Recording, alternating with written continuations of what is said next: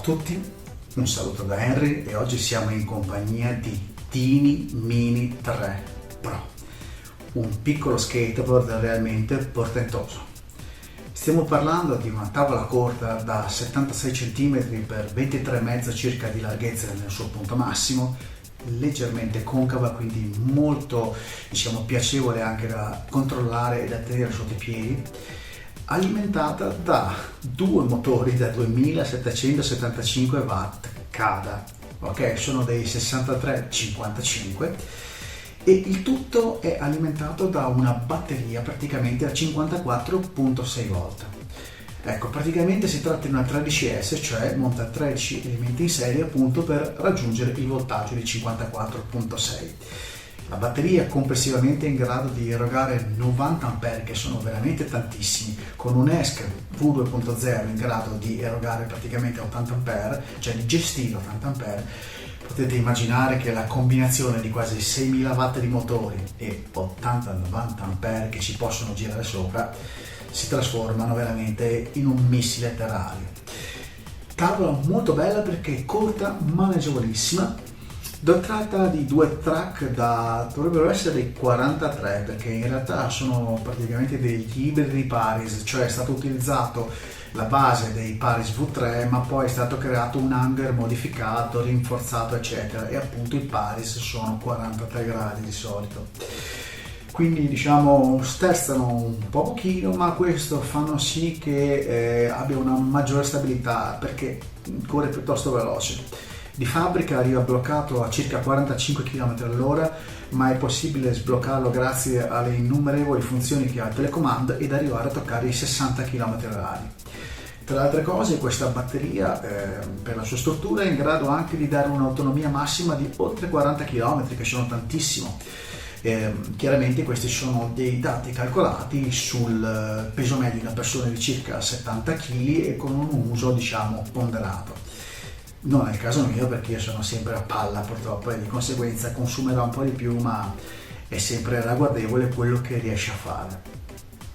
Mi piace molto questa tavola perché appunto, nonostante abbia un prezzo veramente competitivo, stiamo parlando di 899 euro, offre caratteristiche da tavole superiori, in particolare per quanto riguarda il comparto potenza, che è veramente notevole per una tavola di questo tipo. Tra le altre cose, qui di serie vengono montate le Cloud Wheel 105 Hydro, che sono delle ruote praticamente che sono composte da una mescola di uretano su cui è laminato praticamente della gomma ed è intagliata per avere un battistrada in grado di gestire anche l'acqua.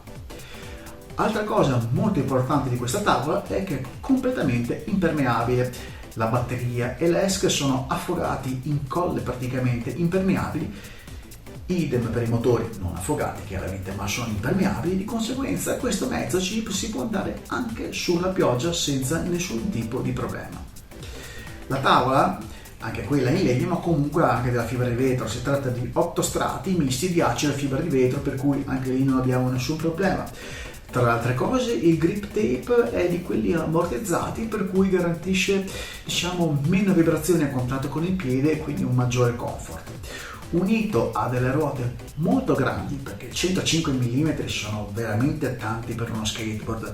In più abbiamo dei riser che tranquillamente fanno tipo 20 mm di spessore. Aggiungiamo il grip tape alto, vi ritrovate decisamente più alti rispetto della media, un po' come andare via su un fuoristrada quasi.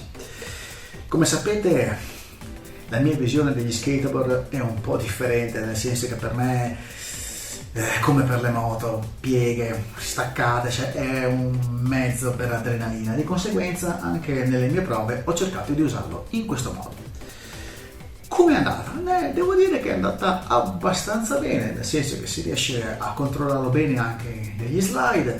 Bisogna stare un po' attenti, ecco, le uniche cose che raccomanderei per chi vuole una guida così aggressiva è quello di andare a innanzitutto modificare i bushing chiaramente in base al proprio peso e regolarli per evitare di fare qualche brutta caduta, e magari io anche opterei per cambiare un po' l'angolo del track posteriore, perché comunque 43 con tanto peso così, perché tenete conto che i motori saranno 1 chilo e passa l'1, quindi la dinamica di uno skateboard elettrico è differente da quella di uno skateboard classico. Abbiamo delle masse non indifferenti, la batteria che anche lì abbiamo 3-4 kg, i motori 3-4 kg, e queste masse si traducono chiaramente in un comportamento dello skateboard completamente differente rispetto a uno classico che bene o male è uniforme per quanto riguarda la distribuzione del peso.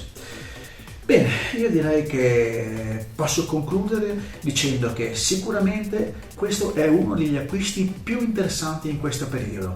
Rapporto prezzo-prestazioni è assolutamente incredibile. Vi portate a casa una macchina realmente potente con super autonomia, velocità e diciamo tutto sommato veramente uno skateboard top per un prezzo quasi mini, non diciamo mini, però siamo su una fascia media, 900 euro è comunque una fascia media. Posso anche spendere una parola per il servizio di assistenza che mi ha guidato nell'acquisto in modo veramente eccezionale. Tra le altre cose io avevo bisogno di pulegge in standard cage perché tutte le mie ruote, come vedete qui, sono in standard cage, e tra le altre cose mi hanno fornito anche pulegge differenti. Ho preso per esempio, oltre la 40T che viene montata di serie con il 105, ho preso una 36T e una 32T e mi hanno fornito anche tutte le cinghie già per poterle utilizzare. Non andiamo oltre a questo punto, chiudiamo la recensione con un po' di immagini che ho filmato e ragazzi, al prossimo video.